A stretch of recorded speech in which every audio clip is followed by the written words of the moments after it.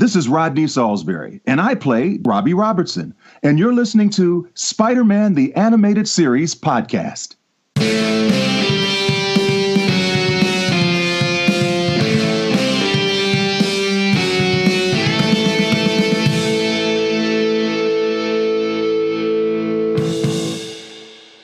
Hello webheads and welcome to another edition of Spider-Man the Animated Series podcast. I'm your host Alex Robson, and with me as always is my co-host, Marvel artist, my brother and all-around friendly neighborhood guy, Will Robson. Say hello, Will. Hello everybody! Sorry, I'm really laughing because we just did this audio test where we said the same thing. How are you, buddy? I'm alright. I'm working on a secret Marvel thingy, just a 4-page for an annual, which is awesome. I'm actually getting to draw right now. Not only a bunch of my favorite superheroes, like Captain America, Spider-Man, Wolverine, Cyclops, Iron Man, Hulk, oh my, plenty of people on one page, but I get to draw them all in old, like retro, late 80s, early 90s costumes, so I'm having a fucking ball. I was about to say freaking, but I realized we can swear on here, so if you're a first-time listener, yes, we do curse. But yeah, I'm having a grand old time. Well, you've been sharing the page with me. That's one of the benefits about being your brother, is I get to see all this stuff firsthand, which is pretty fucking cool. And I must say that this first page is like, well, you said, this is the reason I wanted to draw comics, is for things like this. Yeah, like, usually you're like, oh, I get to work for Marvel, this is great. It's like, draw these people chatting in a coffee. But it might be space coffee or something like that. But yeah, you do a lot of, like, people in cars and stuff like that. All this mundane life-to-life stuff, and yeah, you get a few pages of people punch each other.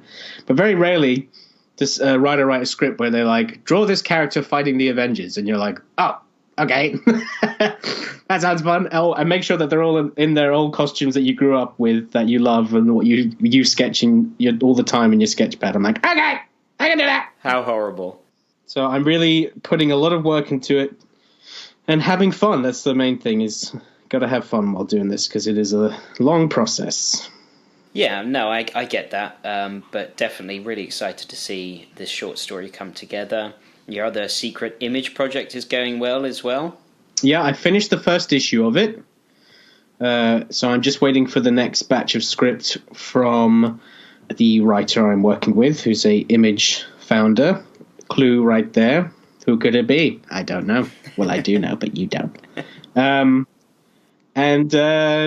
what else? Oh, and did he have anything to do with a certain bedroom item? Well, as a clue to people that have listened to the podcast. Yes. That listen to my interview. Maybe. Okay. I cannot say. Noted. But yeah, and in other news, I got in the post today comps for the collected trade paperback of my work on Spider-Man and Deadpool, which has been titled Serious Business. So go to your local comic shops or get on Amazon, search Spider-Man/Deadpool Serious Business to buy mass sexy art, so I can make that royalty money, just like Rodney. I urge everyone to go out and get that as well. Shameless plug and all, but you were saying that there was a bunch of artwork in the back as well of the book? Yeah, so I opened up the book and I was looking at my art, and some of it's real crap because I hate myself. And then, funny thing as well is that half the book is drawn by me. The other half of the book is drawn by an artist called Todd Knock, and he's a huge art influence of mine. Like, I've been a big fan of his artwork for many years, and it's just crazy now seeing like his name on the same book that I'm associated with, and then opening a trade paperback of my work, and it's like, oh, there's one of your biggest art influences right next to you. That's really cool. But in the back of the book, they collected a crap ton of my roughs and pencils that I wasn't expecting, and like a good 10 or 15 images, and even to the point where when I send off a cover to Marvel, I usually draw 4 images, and then I write A, what's going on, B, what's going on in this one, C, what's going on in this one, D, what's going on in this one. They included that in the back of the book, so my writing is in the back of the book. Like, it's hilarious. Like, it's the same font that I type with, and it just cracked me up that I was like, well, you know, I'm a printed writer now as well. So. Oh, I'm a printed writer, so why don't you just add that to my resume? What did you write? I wrote 4 sentences in the back of a Spider-Man Deadpool book. So. I'm a published writer now. Yeah, I'm a published writer. All right, so let's kick off. There's quite a few things I want to go through, but mainly we're here today to review the third episode of Spider-Man the Animated Series, The Return of the Spider Slayer. We both enjoyed the episode, so I'm looking forward to reviewing that. So to begin with, a lot of trailers have come out recently, tons of them, and this is all going to relate in some form or fashion to Spider-Man before you think I'm going to go off on a tangent, but first of all, the Han Solo trailer came out, and you liked it, and I just felt like something was missing. I wouldn't say I liked it. I just...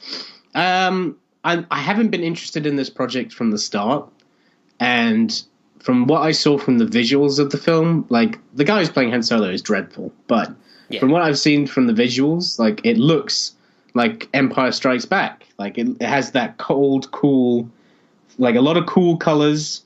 which is like the opposite of Guardians of the Galaxy, basically, which is a lot of warms. And I just thought the visuals looked interesting, and I love Woody Harrelson. So I'm going to go into that film with zero expectations. And it just kind of, it looks more like the Star Wars like version of this is a fun time at the movie theaters. You know, like when we went to go see Jurassic World, like we loved it because we were just like, I had zero expectations. It's obviously not the greatest movie ever made. This is just a fun time at the movie theaters. Yeah, no, I agree. And I mean, obviously, it's still got Star Wars in the title, so it's going to have some expectation. But I think that I will probably end up coming out and being like, that wasn't as bad as I thought. It's got to be hard to be Han Solo and live up to that mantle, whoever you are, because that character is just so good. And Harrison Ford has made that character what it is, and you can't just then... It's like trying to be the next Spider-Man or Batman as someone just absolutely nailed that character. It's really difficult. So, I still will go see it. Well, it's different because, I mean, that character is Harrison Ford. Like, it's different than... It wasn't a piece of fiction first, like it was a film first. So I will say it's a bit disappointing that the guy doesn't even try to act or sound like Han Solo. But, we'll see. So there was a thing that I saw that after watching the Star Wars trailer and then watching this latest Spider-Man the Animated Series, there's a scene where Spider-Man has to change his web fluid. So he loads a new cartridge into his web shooter. And I have always thought that his web shooters in the animated series reminded me of something, and I couldn't think about what it was. And then I realised what it was. Now, I've got a picture here, and I can post this on social media, but look at that. That is Luke's arm from Empire Strikes Back, obviously when he's getting the new robotic arm, and his wrist is exposed with cables, and it looks just like the web shooter. That's pretty cool. So yeah, I've now finally figured out what it reminds me of. That was pretty cool, and of course we got, and I know you don't watch trailers, so I won't go into spoilers and stuff like that, but we had a new Deadpool 2 trailer drop today, which looked frigging hilarious and just amazing.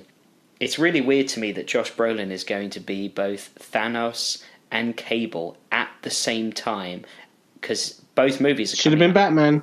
He should have been Batman. But both movies are coming out at the same time, in the same month, so he's going to be in both Marvel properties. He's a busy boy. He is indeed. I recently rewatched No Country for Old Men, so I'm fresh on the Brolin train. Yeah, he looks really good in Deadpool 2. It was a good trailer. Very funny. We had a new Jessica Jones trailer for Season 2 today. That looked interesting. I'm still into that, so that could be potentially good. So a lot of trailers dropped today. Yep, they did. And of course, a lot of trailers dropped over the Super Bowl. We won't go into all of them, but the main reason I bring up the Super Bowl is because I absolutely ruined it for you and who won. Yeah, so listeners, my brother's a twat, and he's ruined a lot of things for me. He has spoiled so many things from television shows to movies to sports. Like he's broadening his categories of spoilers for me. Originally it was just like, oh, have you got to this bit where this character dies? And you're like, what the fuck, mate? Why would you even say that? Now I'm just going to watch the show waiting for a character to die.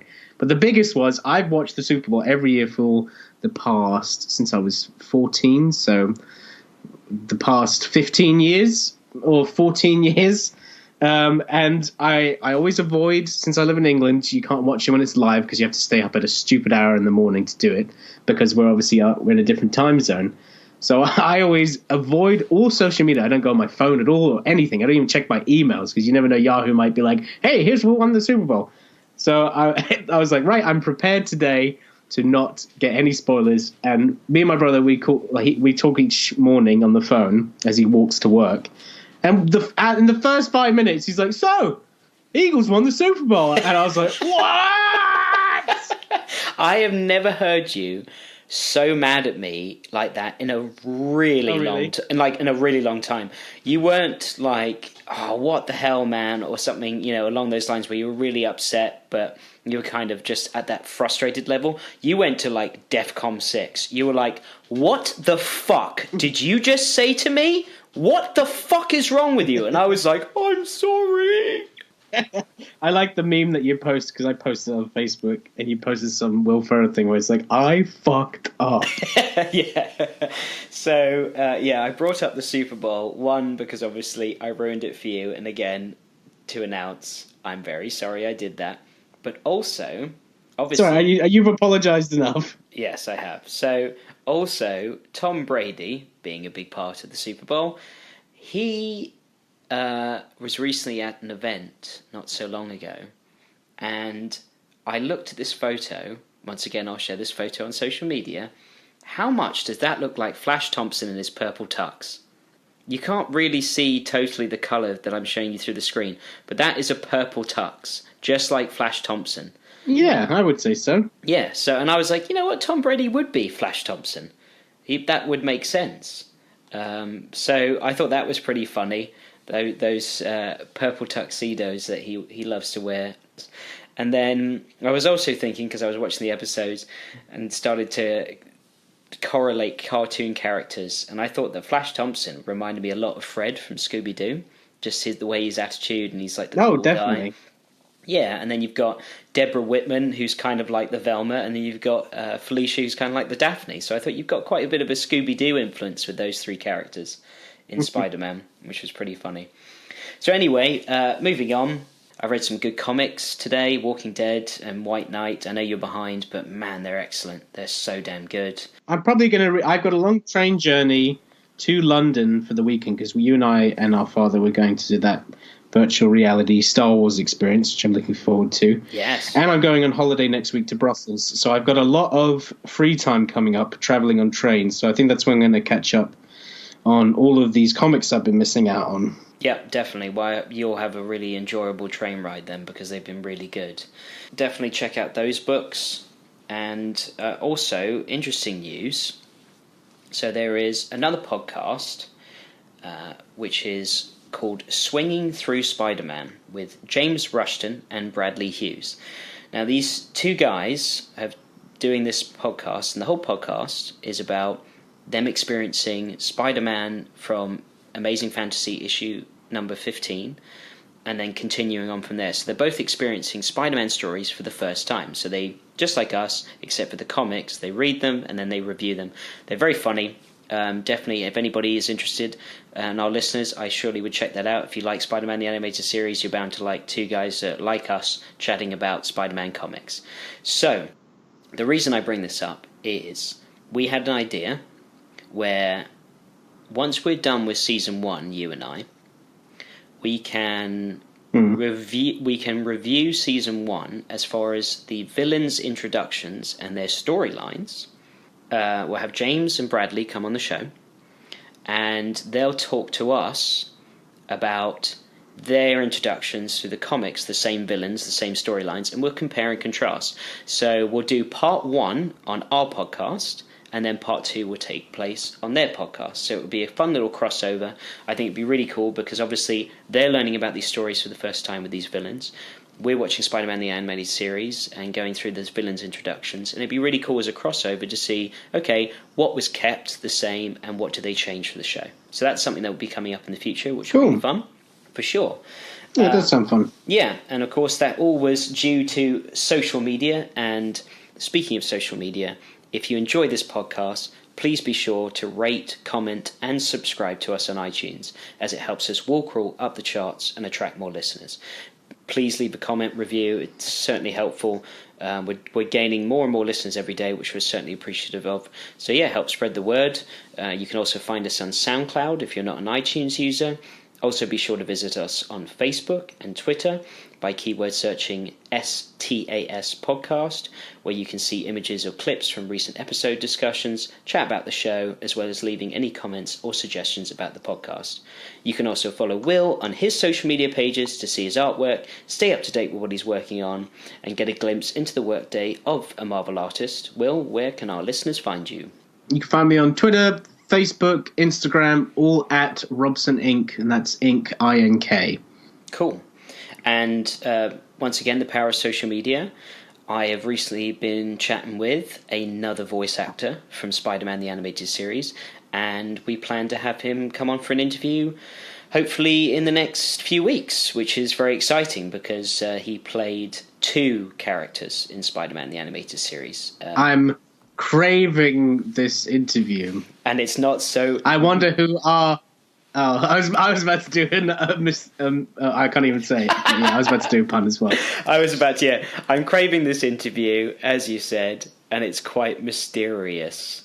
Yeah, I wonder who that could be. Oh, so yeah, really looking forward to having that person on that no one has any idea who we're talking about. All right, shall we kick off and shall we review this episode? Yes. Okay, so Spider-Man, Episode 3, The Return of the Spider Slayer. What did you think about this episode? It felt like I wanted to buy action figures. You know, I feel like that was the point of this episode, was like, hey kids, buy all of these crazy robots that you can fight with Spider-Man. Yeah, I agree. It definitely brought me back, and once again, can't wait to do the toy episode, which will certainly be in the pipeline soon. I've done some research around that, and the Spider Slayer toys were really cool, especially when you got to combine them. It was like some sort of, it was during that Power Rangers phase where everything could then become something and combine into a mega robot. Yeah, I think other shows did that because of the popularity of Power Rangers. No, they did indeed, and it's all on Fox Kids, so it was all the same network. So I think that they all just kind of pulled into, okay, what's working and how do we sell toys? Because let's not forget, Avi Arad was in this show to sell toys. Yeah, it's true. One thing I did like about this episode, again, is the way the storytelling's done. Is you got this main plot of obviously him fighting the Spider Slayers, but then there's already setting up the subplots in the background of him meeting Mary Jane for the first time. It's mentioned at the beginning of the episode and finished at the end of the episode. More character development for Eddie Brock, and even more character development for J. Jonah Jameson. Like, I'm actually genuinely shocked, like, how well put together this show is, like, for a cartoon.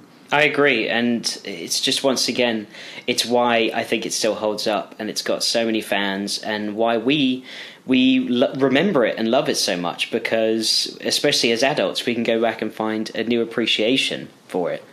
Yeah, it's definitely not dated. Like, I don't feel like I'm like watching something from the 90s either. Like, it does feel very classic, because it's like almost like it's in the 90s, but they never mention it's the 90s, and a lot of it has futuristic technology, and it's pretty timeless, I would say.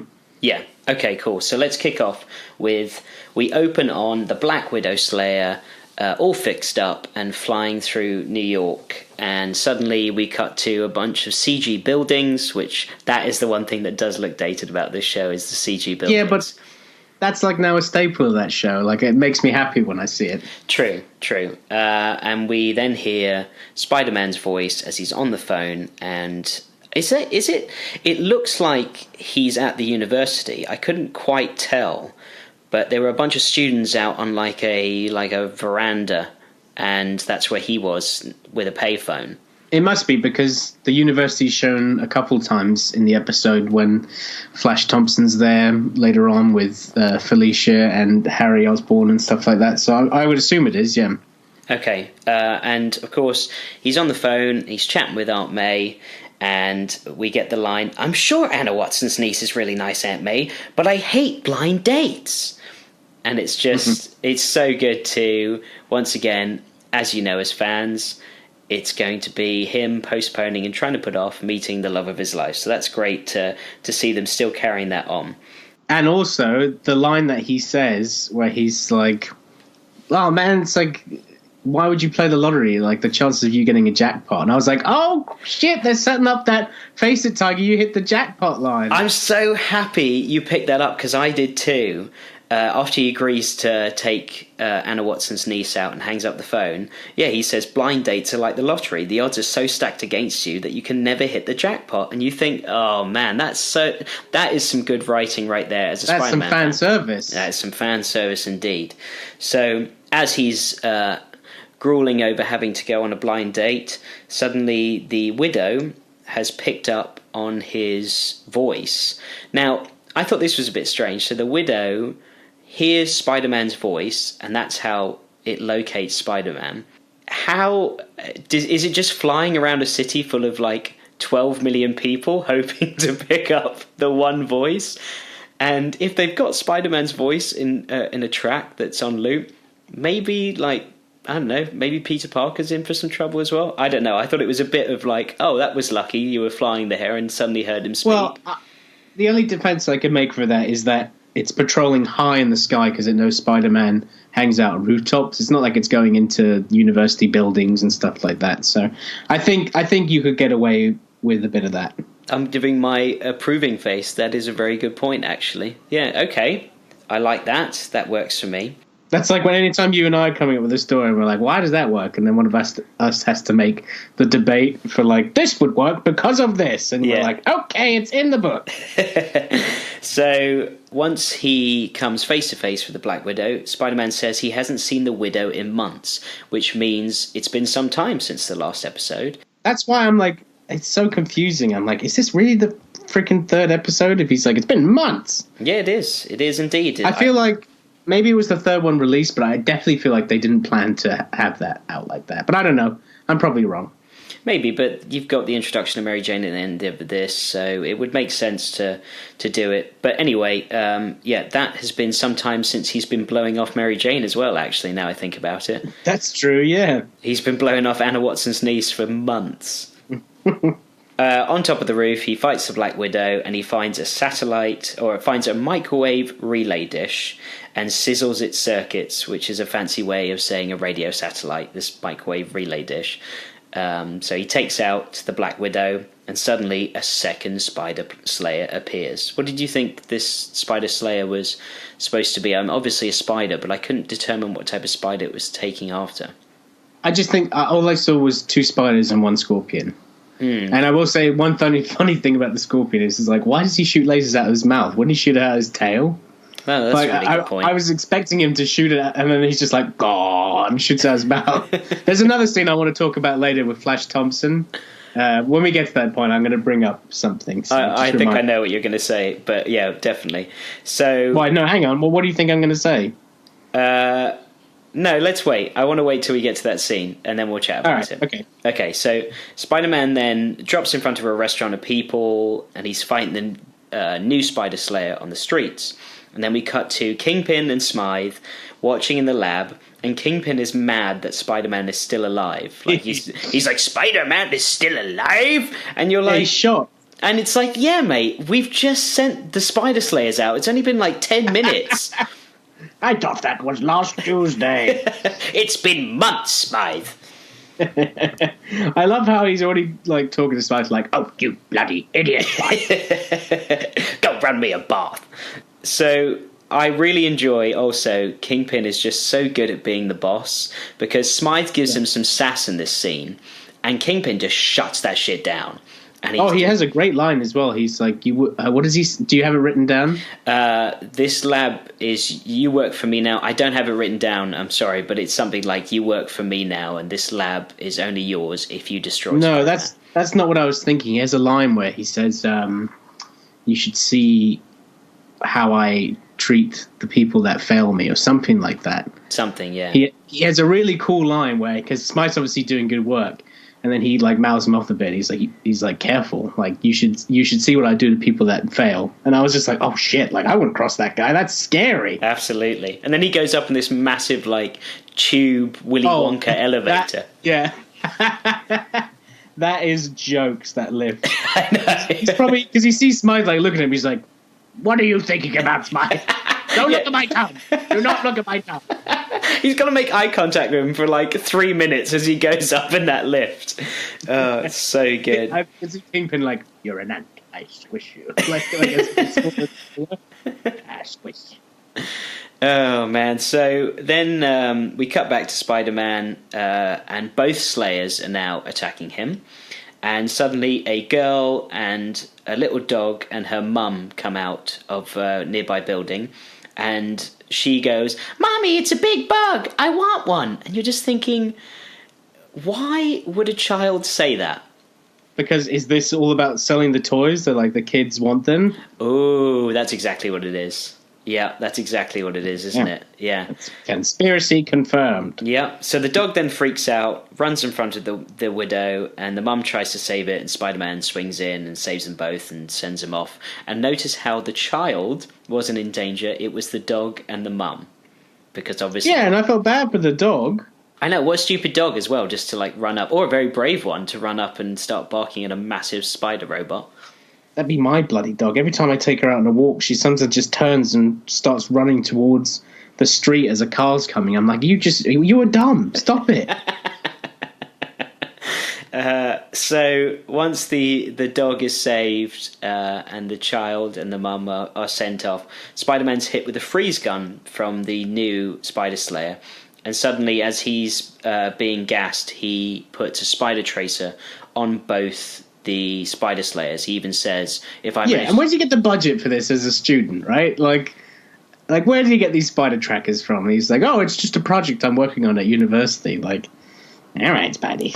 Well, I suppose, but then he makes web fluid and web shooters. I mean, he makes a bunch of stuff, doesn't he? So he's Spider-Man. He's the science guy. He's got... No, you can't say he's Spider. You could say he's Batman because Batman has resources. Spider-Man, like, he can't even afford next month's rent. So I don't know. That's something I was just like, man, he's got some secret budget. Yeah, but of course he also works and goes to Empire State University and has access. It seems like no one gives a shit what people do in the laboratories at Empire State University. So he can make all this stuff there. We're being funded by the Oscorp, so have at it. Yeah, and also neogenic, yeah, play with it. It's only nuclear, but don't say that word. But yeah, it's only nuclear problems. Don't worry about it. You're 18, you're fine. So Spider-Man is knocked out. He's brought back to the Chrysler building, Kingpin's HQ, and he's shackled to a table that comes complete with a pillow for comfort. How nice. Yeah, no, they looked pretty comfy, those things. They did look comfy. This scene is ridiculous. Like, you've caught Spider-Man. That should be it. He's captured. That's it, right? Yeah. Job done. It's like, no, I'm going to let you leave, but with a bomb strapped to you. Oh. I did, that was one thing in this episode where I was like, this was a good episode, but they're like I said, you usually have to make a debate for why they would do this. There's no debate for that. Like, you fucked up big time. Yeah. If I was the Kingpin, I'd be like, what did you do, Spider? I'd strapped a bomb to his arm and attached it to J. Jonah Jameson. You idiot, Smythe! Well, you know what I have in my notes, and I'll get to it now. The whole time that Spider-Man and JJ are down in this like laboratory basement area, Kingpin has no idea. Can you imagine if he came down and he'd be like, "What?" And he was just looking at them, and he's like, "Why haven't you unmasked Spider-Man and killed him yet?" "Well, I want to get revenge for my father." Is that the excuse, that he wants revenge for his father? Like, couldn't he just like pull a gat on him and just pop him? Like... Isn't there like a little cannon in his hover chair that he could just whip out and just fire away? Yeah, it definitely doesn't make sense. But and what satisfaction of revenge did you get where it's like, I can't wait to hear on the news about an explosion in a random place, just knowing that that's your death, Spider-Man. It's like, wouldn't you want to watch it, Smythe? Yeah. Smythe. So Smythe. Fucked up, Smythe. You're on toilet duty for a week. Stupider than your father. Who's dead? No, not dead. He's disappeared. So, going back to it, so Smythe calls up JJ and he's like, "I've got a surprise for you." JJ is blindfolded and brought to the Chrysler building. There he sees that Spider-Man is in the lab. He also knows who Smythe is as well, which I was like, when did they know each other? That's true. There hasn't been any. There hasn't been an episode where those two have even met yet. So it's the first It's time. just people like the Spider-Man's villains. They just know each other. They're like, "Oh, what is it now, Smythe?" Yeah.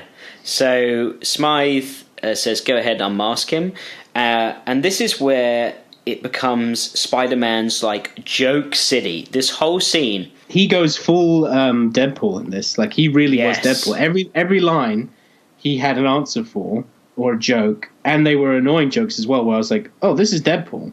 Yeah, you've hit the nail on the head there. It's exactly Deadpool. So JJ goes to take off the mask, and Spider-Man kind of leans back as he's tied up in his comfy table bed.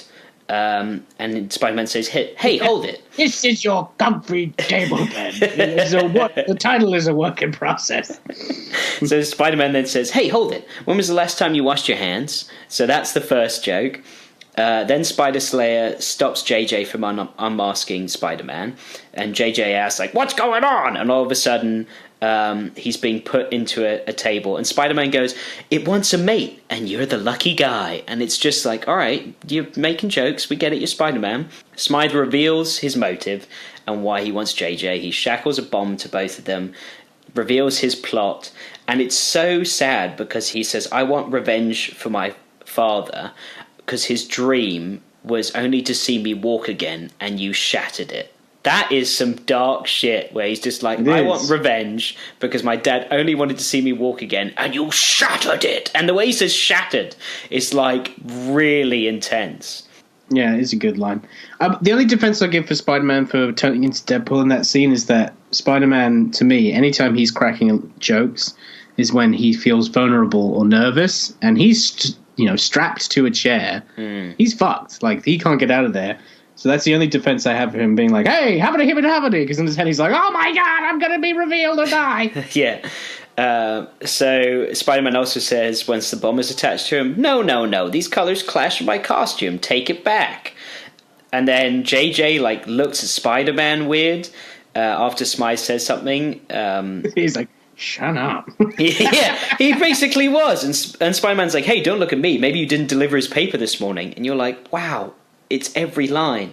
Then JJ says to Smythe, I wish JJ was like, "If I could do a slow golf clap right now, I would, to show my sarcasm." Those terrible jokes. Yeah, it continues though. JJ then says to Smythe, "What are you, nuts?" And Spider-Man replies, "You had to ask." And it's just like, all right, like, I'm going to fucking hit you soon, Spider-Man. Chill the fuck out. That's why he went full Deadpool. And he went full Deadpool so much that even the villains were reacting like, "Shut up." Like, they were saying it like they were annoyed.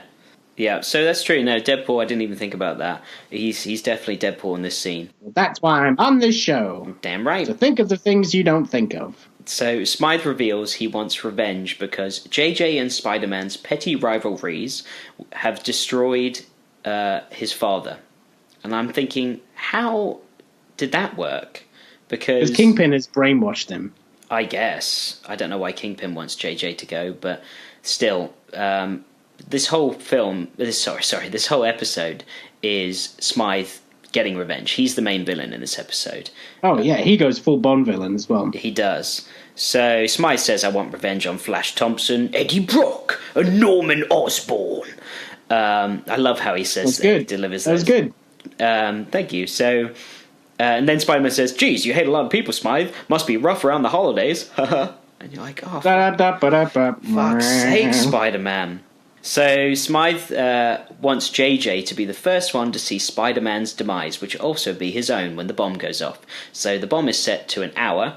And I'm just thinking, once again... Plenty of time for you to escape, webhead. Yeah. And I'm seriously, Smythe, shoot the fucker in the face. If you want JJ... Oh, but, I mean, bless. He's a first-time villain out on his first job. Like, he's going to make all the mistakes, isn't he? He's going to go through the normal tropes of introduction to villainy. I fucked up. I still picture Kingpin coming down, and it's like catching someone like walking out naked in the bathroom because they don't know you're home. Everyone's like, and Kingpin's like, "What is going on here?" Smythe. Why is Spider-Man in the living room, Smythe? And why is this mask still on, Smythe? Why is J. Jonah Jameson here, Smythe? I would like to go downstairs and see if Spider-Man is in my basement. Oh, dear. Fucking hell. So Smythe knocks them both out with gas, puts them on the back of a spider slayer, and they're transported somewhere to eventually blow up. Now, I was thinking, if you transport them somewhere, is the only reason that you're sending them off is because, obviously, you don't want the bomb to go off in your lab, but he just, like, drops them on a nearby building, and he's just like, right, hope they blow up in an hour. And also, he's like, and these things are super impenetrable, so you're not going to escape. But they're not super impenetrable. No, they're not, as we learn. So, they're extremely penetrable. So the Slayers are then off to find Flash, Eddie Brock, and Norman Osborn. And Spider-Man wakes up, and he's obviously going to try and stop this whole thing from happening because he's Spider-Man. So JJ is bitching about the bomb, and Spider-Man is trying to use his tracer to find the Slayers. Handy, obviously. There's a reason he put the tracers on, so he's using his little sat nav he's got. Yeah. Side note as well, the score and music in this episode is excellent. It is good, yes. Actually, I forgot to write that down. I'm glad you said that. It really is, especially when Spider-Man is being a hero and he's like taking down the Slayers. That bam bam ba ba ba bam ba ba ba bam ba ba ba bam kicks in. Oh, it's so good. You're just like, fuck yeah, Spider-Man, go get him. It was really cool. Yeah, it was pumping me up. Yeah. So JJ's like bitching about the bomb and doesn't want to be a part of it, and Spider-Man goes like full on Punisher and like grabs him and lifts him up, and like JJ looks like a rag doll in his arms. Yeah, he does pick him up pretty hard. Yeah, he does, and shakes him, and then suddenly JJ goes web slinging with Spider-Man, and I was thinking, is this the first time we see someone web slinging with Spider-Man in this show? I don't know. Did he grab anybody and save? Oh, you mean web sling with them? Yeah, for a long period of time, I would say. I think so. Well, yeah, in the whole show. I mean, obviously, we're only 3 episodes in. I do remember, actually, in episode 1, when he saved the subway worker from the lizard, you know, from going into the Hudson, he did kind of, like, grab him, and he was hanging from the rope. Anyway, I was just thinking it's really funny that if that is true, the first time that he's web-slinging with someone, like proper web-slinging through the city, which I believe it is, it's JJ. It's pretty funny. And he was holding him under his arm like his first appearance on Amazing Fantasy. Not exactly like it, but I was like, was there they doing something there? True. I hope so. Yeah, that's very true. So we cut to Empire State University, and Flash is hitting on Felicia. And Flash says, "We had a great time tonight, Felicia." And she replies, "Naturally, you're with me." I was like, oh shit! Like she's got so much shade in the early episodes. Oh yeah, she's a shade machine. It's great. Yeah, shade machine. I really like that. Fuck the Spider Slayers. I'm a shade machine. I'm Black Cat because I got shade. Oh, so what did you want to talk about in this scene? No, it's not this scene. It's the scene with the Spider Slayer. Okay, all right. So going on then, I love this because. But I mean, Harry has jokes in this scene. Yeah, like, this is what. Buddy. I know. And he's so loud in his ear. Felicia's right there, and he's like, "Hey, you fuck her yet?" And it's like, dude, she's right there. Not even like that. Just like. That's gotta be so embarrassing for someone. Like, imagine if you were hitting on a girl that you obviously liked and you've told people that you like, and then someone's like, "How's it going?" Like, it's like you just completely blew up my spot that I'm into this person. Like, thanks. And then Flash like shoos him away, and he's like, "Oh yeah, sorry." It's like, yeah, Harry, you fucked up, dude. Well, that's Harry's job in Spider-Man, is just continuously fuck up. So the Widow then shows up to capture Flash, and Felicia almost gets acid to the face. Like, there's a scene. Yeah, he does save her, which is good. He does save her, and that would have been no, like, Felicia Hardy. That was a straight shot to her face. Dead cat. Yeah. So the Widow then captures Flash, and Spider-Man and JJ show up just in the nick of time, and Spider-Man spots a laser coming out of the Black Widow's mouth. So this is the point. This is what I thought was ridiculous. Right. So Flash Thompson is on the floor being pulled in by the Spider Slayer, and the Spider Slayer is shooting lasers at the same place where the cord's being pulled in. Flash Thompson would be dead as shit. He'd be dead. He'd be barbecue meat, wouldn't he? He could be completely fried because the laser's just shooting off. And I was like, is he all right? Like, they never showed like his view where he's just like, is this the moment where he loses his legs? Like in the comic, I was like, this is fucked up. Oh yeah, that's true. That would have been a really good way to do it. My legs. And then Smythe's like, oh no, what have I done? It's happening again. Yeah, oh god.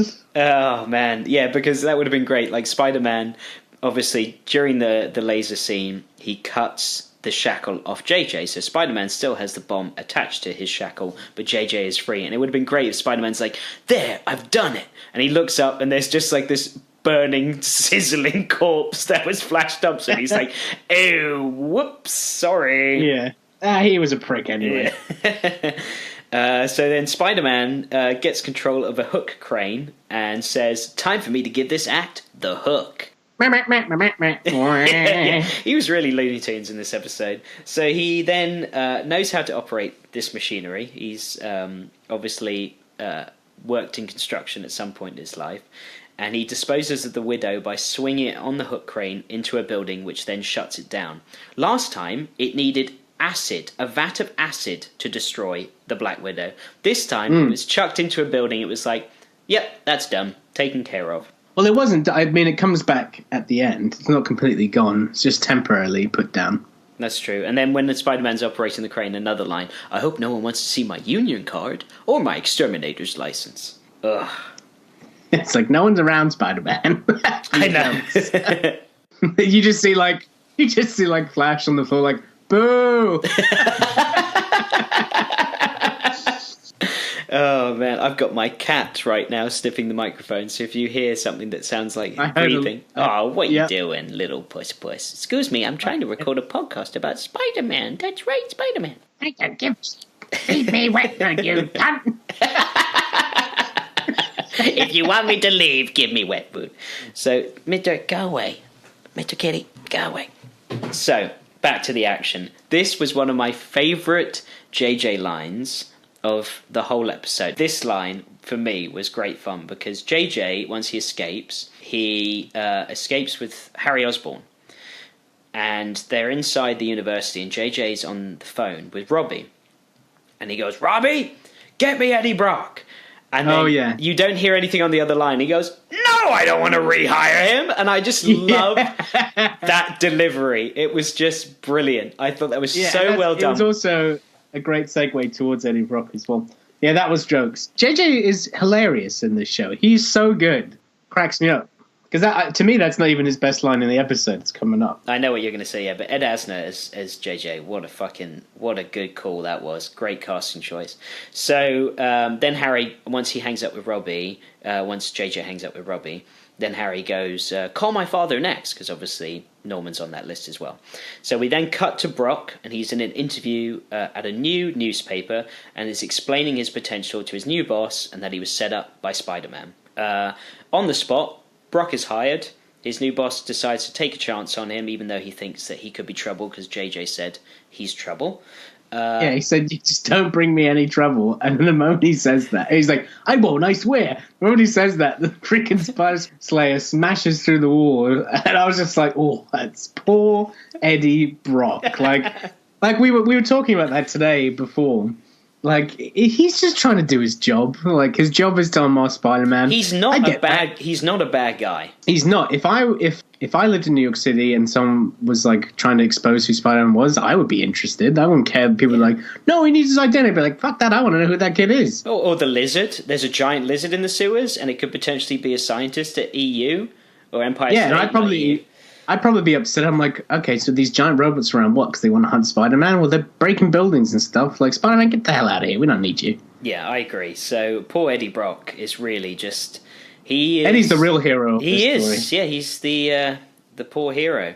So Brock escapes as the Slayer just fucking destroys that building. I mean, it crashes through wall after wall. They shut the editor-in-chief door like, oh, that'll keep it out. As if it could fit through the bloody door in the first place. And I watched this whole episode during that scene. I was like, there's got to be broken glass. There's going to be broken glass. Not a single shard. Wow. Ridiculous. Just loads of concrete and rubble. So, Brock is dangerous when used way more dangerous. So Brock escapes out onto the streets as the Slayer chases him. Spider-Man shows up, saves Eddie Brock, and the bomb is still ticking down on his wrist. Spidey fights the Slayer and chucks one of its claws into a high-voltage box, and he fries its circuits. So now both Spider Slayers have been taken care of. They're both out of commission. Of course, then Brock then turns around and looks at his newly hired place of employment, and the owner comes out and just immediately fires him. And you're just like, wow, Eddie Brock, I just can't... I can't feel worse for you, mate. I feel so bad for you. It's just one poor event after another. I would actually, seriously, I'm taking Eddie Brock's side right now. I'm for Eddie Brock. I want him to become Venom and kill Spider-Man. And also, this episode does solidify that he is a reporter, not a photographer. It does, the first time yes. they said he's a reporter. So yeah, that was good clearance. I can't believe we got that implanted in our brains because of the Spider-Man 3 film. Oh, man. And on a side note, I tried watching that a couple months ago, and what a piece of shit. It is so, so bad. Oh, it's bad. Yeah, I told you that. I don't know if I told this on the podcast. I'll make this a quick story, but I saw that movie in theaters and it was terrible. And then I went to go see with a couple of friends the sequel to 28 Weeks Later. And as I was watching that film, and it was the opening scene where it's all intense and all the zombies are chasing the guy, and then the film melted, which like looks straight from what you'd see like on a cartoon or something. I was like, what? Mm-hmm. But the film actually melted, and they're like, we're really sorry. Please watch any other film that's currently going on. So we walked into one theater, and it was bloody Spider-Man 3, and I had to watch it again. And I was like, I wanted to see freaking 28 Weeks Later, not Spider-Man 3 again. And it was right at the scene when he's dancing like an absolute prick, and I was like, oh, great. So yes, I hate that film, and I've seen it way too many times because I've seen it twice. There's a scene where Harry Osborn and Mary Jane cook an omelette together, and it's like they're having the best time in the world. It's ridiculous. It is ridiculous. All right, back to the good Spider-Man. So we go, after Brock gets fired, we go back into the Kingpin headquarters, and Smythe reveals a new Spider Slayer, a giant green scorpion. And he sends it straight for Oscorp. And this is where, for me, the episode gets like proper Transformers. I'm trying to sell loads of toys because it's just it's Robot Wars all of a sudden. There's a joke scene coming up that when are you about to talk about the guards? Yes. Okay, this cracked me up. Like, there's just two guards at Oscorp doing their job as guards. And they just see mini tanks roll up, and the gates open, and the tanks go out, and they're like, "Why are those mini tanks there?" It cracked me up. I was like, okay, first of all, your guys are either the worst security guards in the world, or your business is not run properly, because people are not informing you, like, hey, just let you know, security guards, we're about to be attacked, and we're sending out mini tanks. Like, it's ridiculous. I just love when they're like, "What are those mini tanks doing there?" Just like it's a thing that happens every week or something. Like, the goddamn mini tanks are out again. Did you find it funny as well that of all of Oscorp, there were only 2 security guards? That's all we saw. Yeah, in one, and there was only one tower as well. The rest were robots, and there was only one and tower. they're useless. If you've got bloody mini tanks, why do you need 2 bozo humans that are not involved in any plans just sitting at the top of a tower? Exactly. Probably just like constantly playing like silly games and just... Yeah, it's like us. They'd be like, who'd win in a fight? Black Cat or the Palace? Oh, man. So as we were just saying, the tanks roll out and it's fucking Robot Wars because the Scorpion comes in, firing... it is Robot Wars. It's firing off its cannons and the tanks are going and these 2 poor security guards are caught in the middle. And we'll get to it later, but you know that the tower that they're in was blown up and they managed to just escape before it was blown up. Yeah. That breaks censorship. Does it? It does indeed, and I'll get to it later. So once the robot drones are then sent out, because we've got not only robot tanks, but we've got robot helicopter drones as well, Spider-Man arrives, he checks the bomb, he's got 40 minutes until it goes off. And I'm thinking, he's done all of this in 20 fucking minutes? I also thought that he fell asleep as well at some point. He does later. Yeah, he has a little kip. But I thought this whole thing starts with him waking up, being like, "Oh God, how much time do I have left?" Yeah, it does. But he checks. He does check the bomb again. But when he arrives at Oscorp and he sees the robot wars going on, he's like, "Okay, 40 minutes." And then off he swings in, and then later he checks it again, and he runs out of more time. So he's got 40 minutes. He swings into Oscorp. There's a big robot wars going on, and Smythe wakes up the two other Spider Slayers from being, I guess, everyone thought they were destroyed, but they're not. They're just having a little sleep. And this is where JJ says his line. Do you want to do it? I can't remember what the exact line was, but it's like, "It's okay, everybody. They're harmless now." And then they're standing next to because it's JJ with a bunch of people standing over a Spider Slayer that has its lights off, and he's just like, "Hey, everybody, it's fine. Like, we can everyone come take a look at this giant fucking robot." And then the lights and his eyes turn on, and he's just like, "Run away!" Oh, I love that so much. Just like, "Hey man, it's fine, everybody. Come on, let's all poke a stick at this thing." Like, what? Why was he like, "It's fine, everyone. Like, come here. Let's, like literally, like, let's poke a stick at it." Yeah. It's not okay. It's not okay. So Spider-Man changes his web fluid on the roof of Oscorp. His web shooters, obviously, as I said earlier, look a lot like Empire, and this is the first time that we actually properly see his web shooters in the show. I thought something bad was going to happen, like when he was doing his web shooters, but they just showed him changing his web shooters. Like, oh, I guess they just did that to be like, this is how it works. Okay, yeah. Moving on. Yeah, I think that's great. Yeah, he's like, I thought that was kind of cool because he's like, got to change my web shooters, and it was like 3 or 4 seconds of him like, put my web, take the old one out, put the new one in, ready to go. I was like, oh, that's it. All right, okay, cool. That's how it works. So the Spider Slayers, once they join the Scorpion Spider Slayer, all three of them then combine and become the Mega Spider Slayer. So it's kind of like they're stacked on top of each other like a bunch of pancakes, and they are now like the ultimate robot. I was reading up. Obviously, the Slayers were created only to sell toys, and it was a great toy. But as I said earlier, the trend of doing this was solely dedicated and can be found because of Power Rangers. Because of the success of Power Rangers, they made the Spider Slayers what they were in this show. So that was really cool for them to do that. I'm surprised Smythe wasn't like a foot that connected or something. He's like, now it's complete. I am the foot of the Spider Slayer. This is the only time I have a working foot. Oh, God. So the Mega Slayer then takes out the remaining robot vehicles and focuses on Spider-Man. And there is a big explosion, and Spider-Man falls through a hole into Oscorp in like a fiery pit of danger, I suppose. A fiery pit of danger. Fiery pit of danger, that's what I'm going with. And that's the last time we see Spider-Man for a little bit, because we then cut to Smythe, and he's watching from the edge of the helipad of the Chrysler building with binoculars, and he's watching Oscorp being destroyed.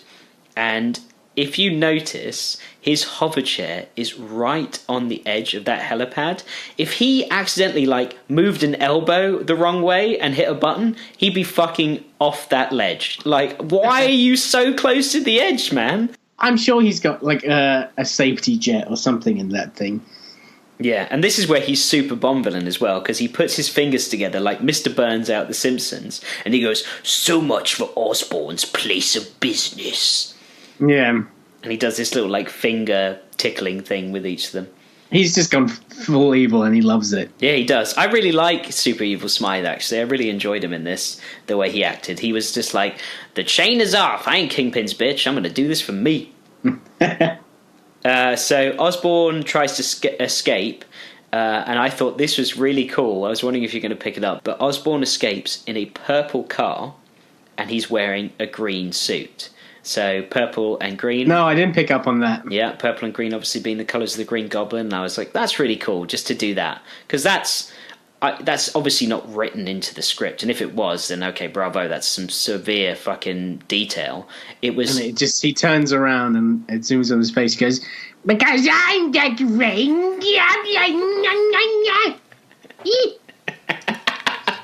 What was that? Did he see a spider? And he's like...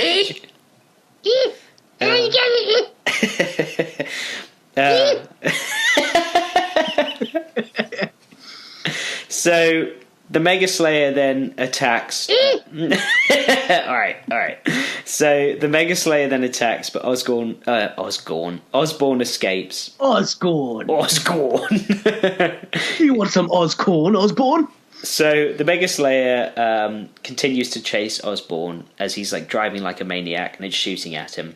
We then cut back into the fiery pit of danger. And Spider-Man wakes up from his fall, and he's now only got 15 minutes left on the bomb. So when he arrived at Oscorp, he had 40 minutes. So in 20 minutes, he took out 2 Spider Slayers around the city in different locations. But he then lost like so much time. He lost nearly half an hour, basically, at Oscorp. So either he was asleep for a long time, or time just moves a lot quicker there. I don't know, but I was like, oh wow, he's only got 15 minutes left. He better fucking move. Spider-Man then uses science, and he's in Osborn's lab, and he manages to unshackle himself. I liked this because it was problem solving for the smarter man. Yeah, it's not something that anybody would just be thinking about, and that's why I was like, oh, that's your other superpower, is being Peter Parker. So I always thought that was pretty cool. I agree. I thought it was really cool, using liquid oxygen in Osborn's lab, and he even tells you the temperature that it freezes at as he's like taking off his shackle, and then he freezes the shackle with the liquid nitrogen, then cracks it, and now he is free from the bomb. But he decides to keep the bomb, because he even refers to it as, I'm going to keep this little toy. And I'm like, you're referring to a bomb as a toy, mate. It's probably not a good idea. Yeah. So Spider-Man then takes the bomb, and off he goes to chase down the Spider Slayer, which is chasing Norman Osborn. I thought this was another cool thing, and I don't know if you picked it up, but obviously Osborn and the Spider Slayer end up on the Brooklyn Bridge. Oh, I did not pick up on that. And of course, in season 3, the Brooklyn Bridge is the scene where Spider-Man loses Mary Jane to the Green Goblin, or Norman Osborn. Not only that, but it's the Green Goblin kills Gwen Stacy off the Brooklyn Bridge. Yeah, but I'm talking about the show, obviously. The show is... Yeah, well, I'm talking about Spider-Man. Yeah, and Bob, we're both talking about Spider-Man, but in this sense, we're talking about the show. And... Yeah, but I'm talking about the real Spider-Man. But I thought that was really cool, because Osborn's, like I said, he's in a green suit, purple car. He goes to the Brooklyn Bridge, and of course, however many episodes later, he's going to be there as the Green Goblin, and he's going to knock Mary Jane into that like space-time void, because obviously they couldn't kill her. So what's worse than death? Floating in an eternal space for the rest of your life. That was a weird turn in that show. Yeah. So Osborn crashes his car as the Slayer attacks, and Spider-Man comes to his aid, and he obviously lays out a little joke, because Osborn's unconscious in his car. He goes, "Come on, Osborn, this is no time for a nap." Which I thought, that was the one thing where I was like, that's kind of funny, because Osborn's like flat-faced into the steering wheel, the horn is going off, and the whole time I'm like, hurry up, Spider-Man, that horn is driving me fucking mad, because it's just like, the whole time. So I was glad that they got Osborn out, and Spider-Man then goes high up on the bridge for safety and puts Norman Osborn on top of the bridge, and then he decides, right, I'm going to go fight the Spider Slayer, and he's got 5 minutes left on the bomb. Spider-Man, in his clever spider-like ways, manages to get on top of the Mega Slayer with the bomb. And I think this is my favourite Spidey line of this whole episode, because this was just great fan service, another way to connect the Marvel Universe, a great Spider-Man delivery, because he goes, I hate to borrow someone else's line, but it's clobbering time. Yeah, that was good fun. Yeah, it was really cool to hear him do that. So he places the bomb on the Slayer, it goes off, and he sends the Spider Slayers into the depths of the Hudson. So Spider-Man then goes and retrieves Osborn. He puts him back down on the bridge. He even says, like, I don't like Norman that much, but for Harry's sake, I'm glad he's okay. And he swings away. And that's the end of the Spider-Man versus Spider Slayer scenario. So obviously Spider-Man has now saved the day. Kingpin is then confronting Smythe and is super pissed Kingpin off. has now gotten out of his bath. Yeah, of his hour-long bath. Technically, he's had a bath for it. Yeah. It's only been an hour, so yeah. I've been on my phone looking at pictures of cats. And then I dropped it in the water. Smythe, I need a new phone. So Kingpin is really pissed off because obviously Spider-Man hasn't been destroyed. Kingpin definitely did not know that Spider-Man was in his basement, right? There's no way. Nope.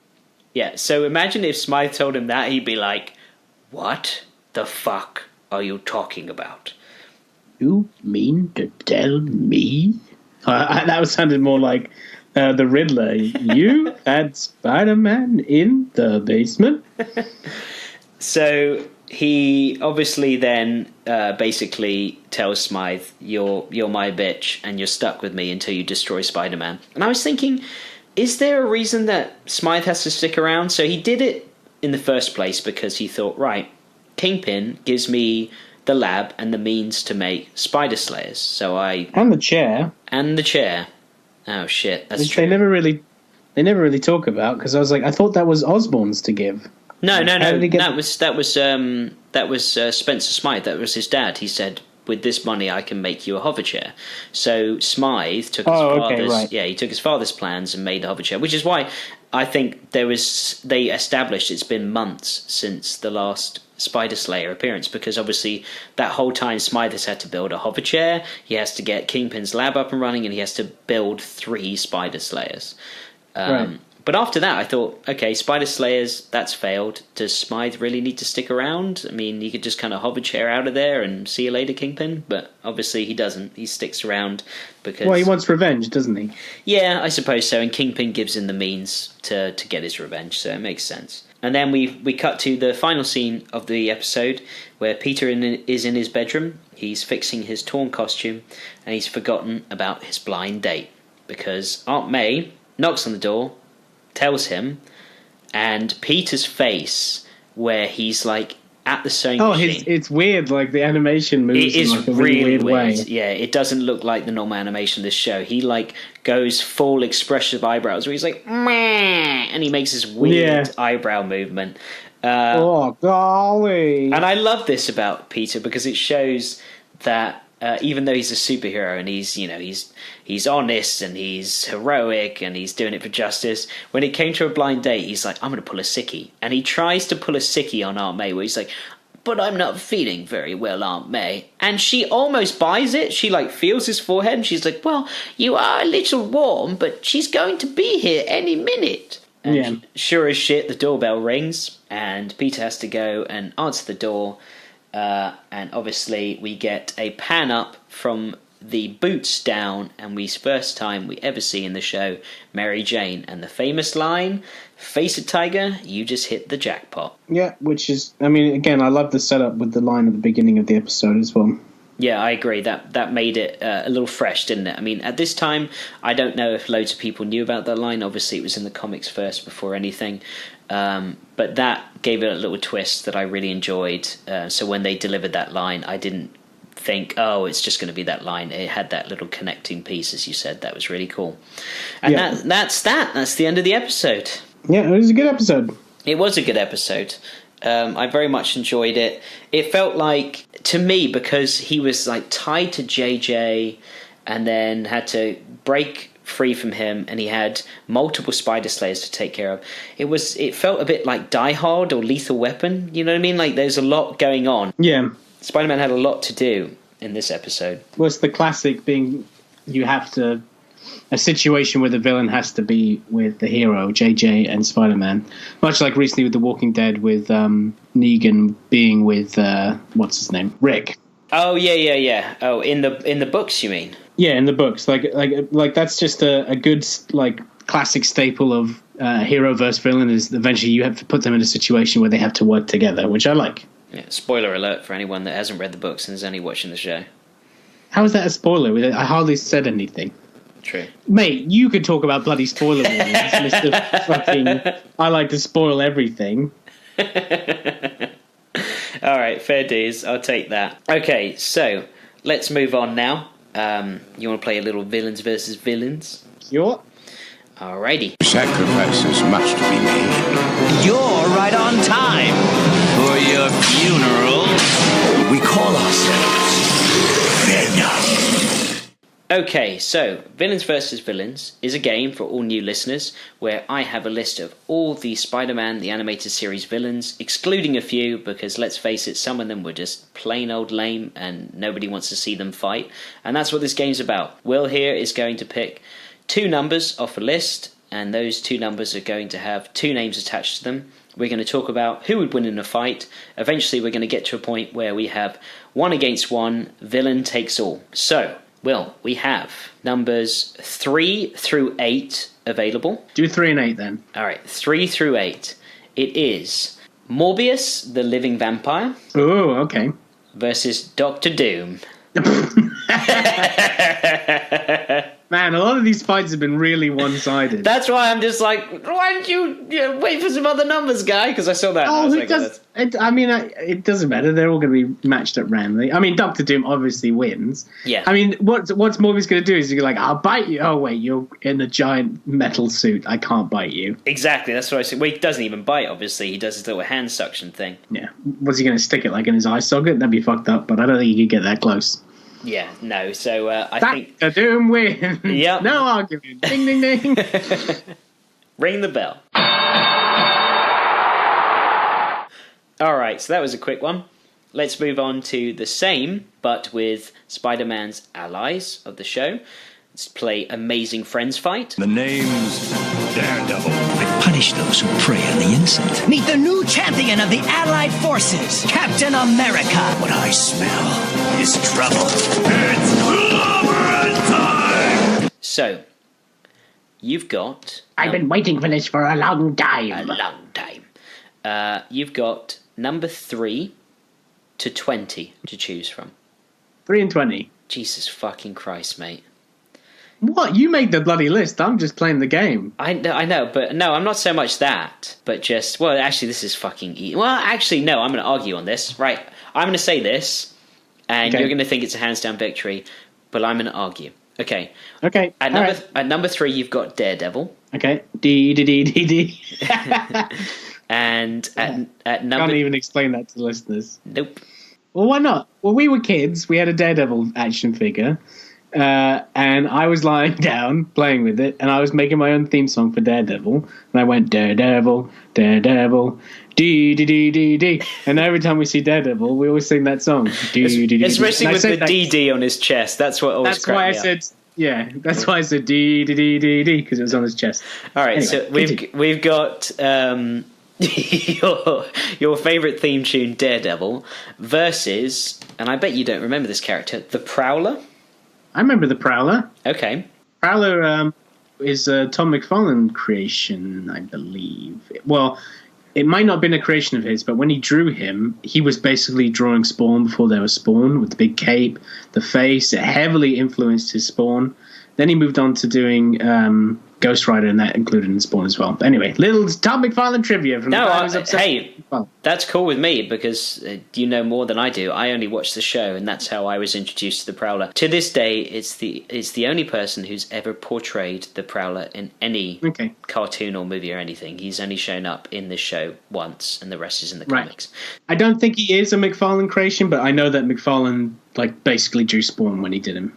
Okay, so as you remember, and if you need a refresher, the Prowler in the show gets the ultimate warrior suit from the Kingpin. He's a criminal, and he does Kingpin a favor, and Kingpin, being the sneaky sneaks that he is like, no strings attached. I give you the suit, and you go on your way. But technically the suit has a failsafe device, and that's what screws him over later. But the Prowler suit has got like these fucking impenetrable armor, essentially. It's made, I think they say adamantium in the episode is partly what it's made out of. Oh, hang on. In the Marvel Universe, are we finally going to be able to see adamantium again? That's going to be great. I can't wait for that. We are, yeah, with Fox being bought by Disney. Anytime we can't say like elements and stuff. And what's the one in Black Panther? What's that one? What, vibranium? Vibranium, yeah. Anyway, sorry, I'm going off on tangents right now, but continue. Yeah, you really are. So, Remember that time when I sang dee dee dee dee dee when we were 3? So the Prowler, like I said, impenetrable armor, possibly vibranium, or adamantium, but I'm not sure. And but I know it's super impenetrable. He's got like razor sharp claws. The suit enhances his strength by 100 times over. Like he's a force to be reckoned with. He goes in the Prowler in the episode, and there's a dude that's like a rip-off of Mr. Freeze, and he's running a big gang, and he screws the Prowler over earlier in the episode before he gets a suit. So the Prowler comes back and gets his revenge. He fucks that place up. Like he lays waste. Okay, but how does the Prowler get defeated? Exactly. So that's why I thought you were going to say like Daredevil's a hands down. But I look, personally, I want Daredevil win. No, I'm asking you, how does the Prowler get defeated in the show? There is a fail-safe in his suit that is a control that the Kingpin has, but also there's something in the suit that gets him out of the suit because he's trapped in there, and then Spider-Man ends up helping him get out of the Prowler suit. There's that, and I think that if anybody can detect that device that gets him out of the suit, it's probably Daredevil, through being that he's got the power of also an interesting senses. battle, because if the suit was given to him by the Kingpin, he's going up against Daredevil, who not in this show is Daredevil, their arch rivals. That's pretty interesting. Well, hey man, minion versus Daredevil. You say that, but the Daredevil episode, he's after Kingpin for the death of his father. It's fucking proper Daredevil. So the disappearance of his father. The disappearance. Yeah, we can't say that word. So yeah, I would say that the Prowler is a force to be reckoned with, but also Daredevil is obviously amazing. Enhanced senses, smell, sound. I wasn't going to say it's a hands down victory. That's not what I was going to say, but I do think Daredevil would be able to beat him. And I don't really have a solid argument for it. I know, it's tough. Because obviously the suit is the suit. It is a suit, but if there's a failsafe, I feel like Daredevil might be able to figure that out. Yeah, at the end of the day, it is a suit, and Daredevil is not just a suit. He's got all the powers. Blind Batman. Yeah, he's Blind Batman. All right. Ring the bell. Daredevil wins. Okay, so that wraps up the two fight sections. We've now going to go on to Censor Thwip. This is a joke, right? Oh, this is not a joke. Hey, I got First Amendment rights. We just amended them. Wait a minute, looks like I was mistaken. Nothing personal, webhead. Well, isn't this the story of my life? So, you don't like names, huh? Well, that's too bad, Frogface, because to me, you're nothing but a two-bit, no-account, second-rate, sewer-breath baboon with the brain of a pigeon and the face of an eel. Stop it! Okay, so the show itself had a lot of censorship it had to abide to. We had no punching whatsoever. Can't believe it, but there was no punching allowed in the show. Spider-Man did a lot of kicking and a lot of throwing, but he never did any punching. So there is no punching in this episode. No use of the words kill, death, or die. It's true. They sometimes say he's no longer alive, but they do not use the words kill, death, or die in this episode, because Spider-Man says... They love using disappearance, which I just love. Yeah, they use disappearance. But Spider-Man says when he first sees the Black Widow, and he says, is Spencer Smythe still alive? That's his way of being like, he's dead, without actually saying those words. Is he alive? Because he did disappear. No shooting bullets, that's right. And I'll tell you, man, you think like, there's never ever going to be a shooting bullets. I watched an episode recently, and there is a gun, and it is shooting bullets. And I was like, oh, wow, they finally... Is it a Kingpin origin story? It is not a Kingpin origin story. No, it's an origin story of another character. Oh, okay, interesting. No blood, that's true. There is no blood.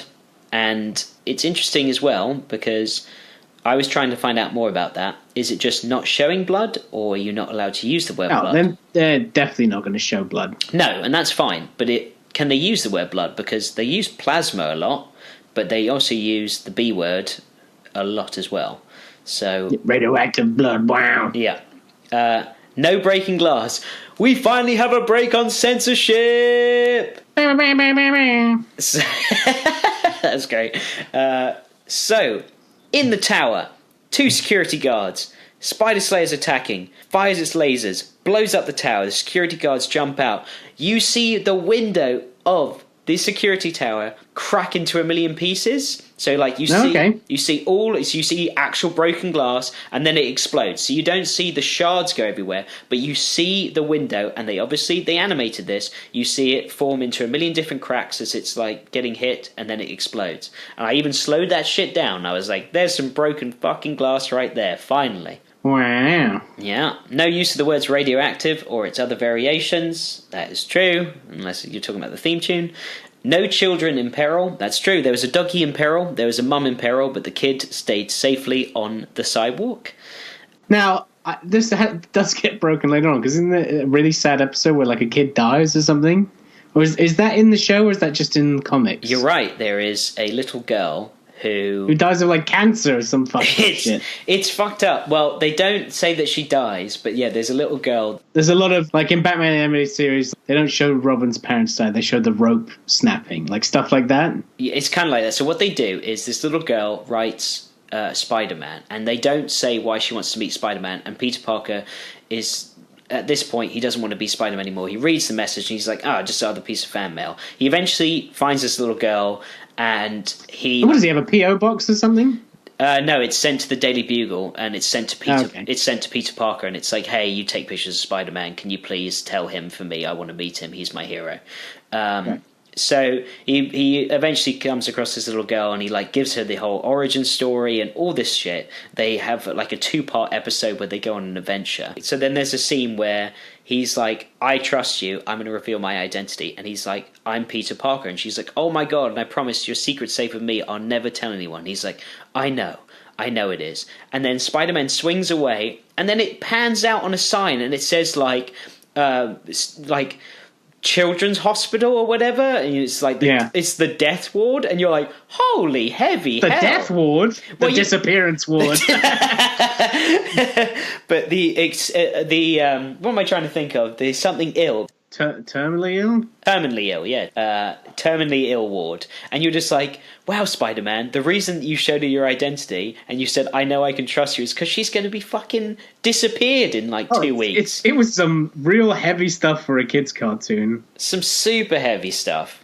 Yeah, and when I watched the episode, I totally forgot that she was dying. So when I saw that, I was like, holy shit. Did you? Yeah, I had no idea. And I was kind of like coasting through those episodes where I was like, I'm not really looking forward to reviewing these. We've got like this little girl, and there's this Jamaican taxi driver that is God, I forgot about him. Oh, no, it's a woman. Oh, her. Yeah, no, it's a woman. Oh. And her voice is like really stereotypical. It's like, yeah, you go and get him, yo. Oh, yeah, and she's like, I'm gonna cut some voodoo on ya. And you're like, wow, what is... Spider-Man! Yep, it's the 90s, clearly. Jesus Christ. It's funny, I haven't seen this in like a decade, but I'm just like, oh yeah, I remember that being like, woof. Even in 2007, I was like, oh man. Times have changed. So, give me another Pepsi. So to finish Censor Thwip, we've got no foul language, that's true, and no harming pigeons. And I also, in recent episodes, saw some Pidgeys flying, and I was like, did you? Yeah, but they didn't get harmed, luckily. But yeah, I saw some Pidgeys flying. Okay, so we're on to our last category of the episode, and that is the Daily Bugle's Fact of the Day. Now let's see who's under that mask. I'm shot and you're gonna be tough. I guess it really does pay to practice shoddy journalism. Keep it up, JJ. I have waited for this for some time. Once again, good old list of facts about the show. Because as much as we all love this show, there's a lot of stuff that went on behind the scenes. There's quite a few arguments. There's some very stressful moments for the writers.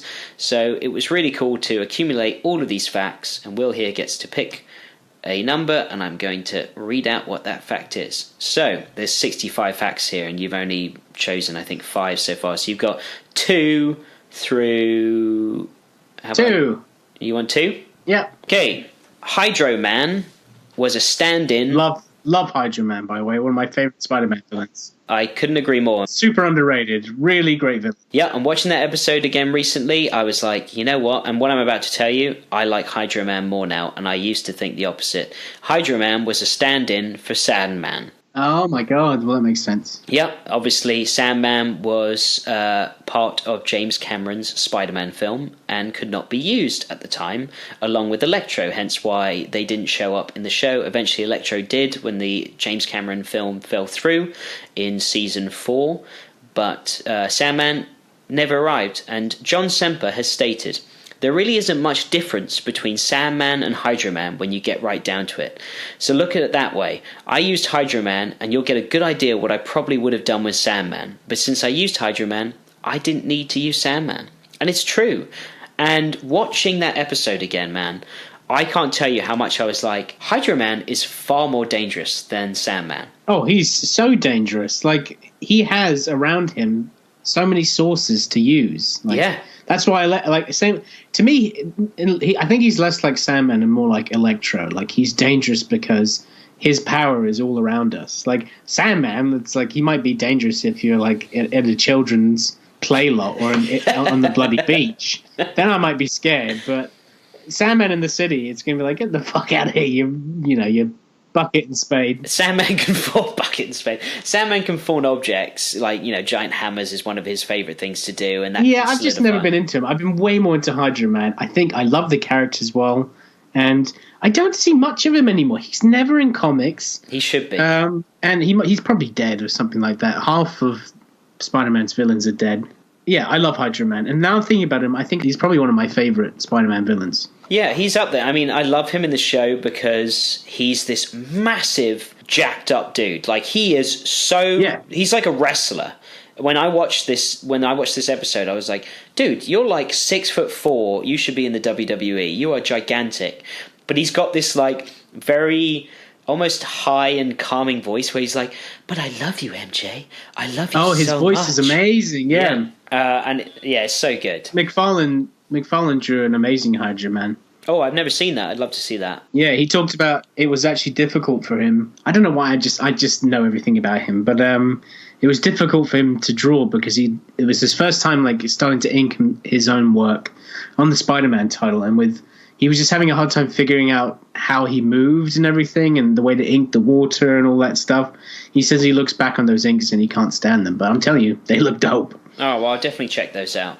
Yeah, so, I mean, obviously we'll save our review for the Hydro Man episode and talking about it in great detail, but I fell in love with Hydro Man way more upon watching that episode again. And yeah, he's a crazy stalker who has a power that is really, really deadly. I mean, as you said, water's everywhere. He just drown people immediately. Exactly. As much as Sandman can form into, giant shapes, Hydro Man can just like shoot himself into your throat and you're dead. I think someone should bring him back in the comics and really make him a force to be reckoned with. Yeah, and if you fall into a pool of water and he's in there, you'll have no idea where he is. Can hold you down in it. Like, it's messed up. He is dangerous. Yeah, he is. I'm going to have nightmares about him tonight. Yeah, he could be in my whiskey right now. I don't know. All right, before we sign off, is there anything else you want to add? No, I'm good. Okay, cool. Well, that's all the time we've got for this week. Join us next time where we'll continue talking all things Spider-Man the Animated Series. We've got, like I said, some really cool things in the pipeline. Hopefully a voice actor will come on the show very soon. Otherwise, we'll certainly have something really cool to talk about next week. And then we've got an episode review the following week. But until then, I've been Alex Robson. I'm Will Robson. And remember, with a great podcast comes great recordability. Sick noise.